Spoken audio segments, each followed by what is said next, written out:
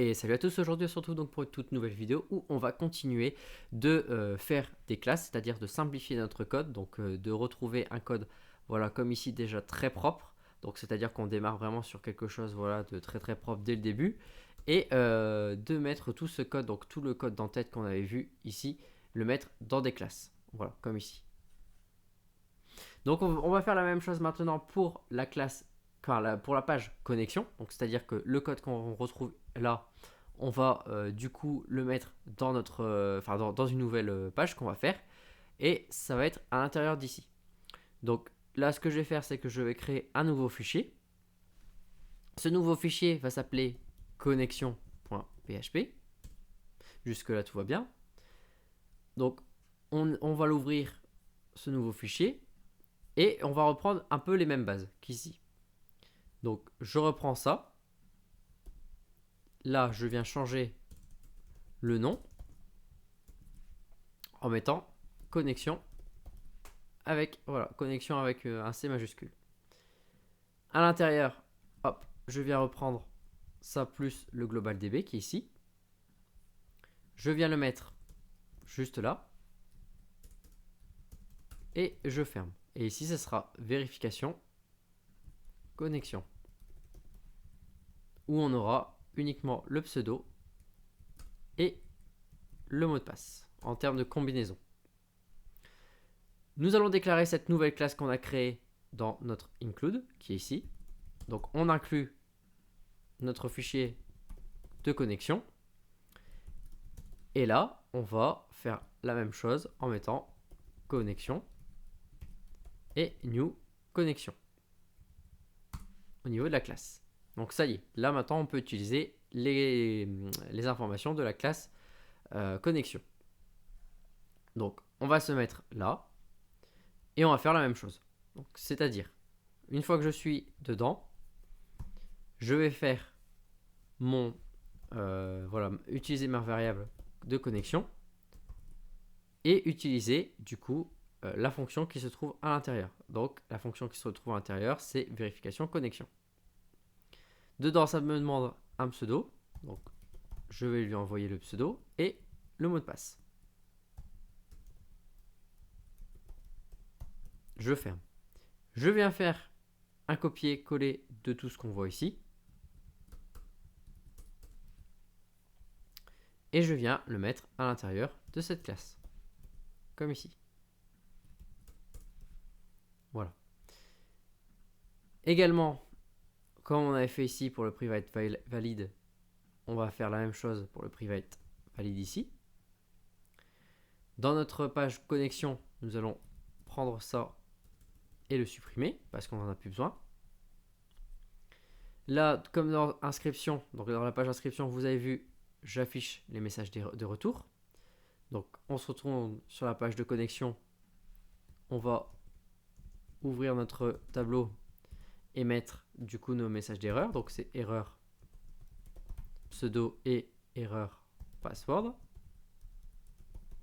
Voilà. On revient dans notre classe de connexion. Et tout en bas, on va faire comme inscription. On va retourner nos messages d'erreur. Donc, comme tout en bas, si on n'est pas valide, on retourne nos messages d'erreur, qui est le pseudo et le mot de passe. Donc à l'intérieur, nous allons utiliser la fonction valide, comme on avait fait. Donc je me reviens ici, je viens prendre ça et je le mets juste là. Donc là, on pourrait faire une fonction vérification pseudo, vérification mot de passe. Là, c'est comme vous souhaitez. Parce que effectivement, vous voyez qu'on n'a pas grand-chose sur les vérifications. Ce sont juste des vérifications pour dire est-ce que tu es vide ou est-ce que tu n'es pas vide, ce qui paraît logique. Parce que forcément, il faut que les deux champs ne soient pas vides. Donc là, vous faites comme ce que vous voulez. Ici, moi, clairement, comme il n'y a pas grand-chose, je vais garder comme ce que j'ai fait. Donc, pareil pour les erreurs, j'ai envie de les déclarer comme ce que j'avais fait là. Je trouve que ça faisait plus beau. Donc, je déclare ici. Le mail, je n'en ai pas besoin. Sur le valide, on va refaire la même chose partout. Voilà.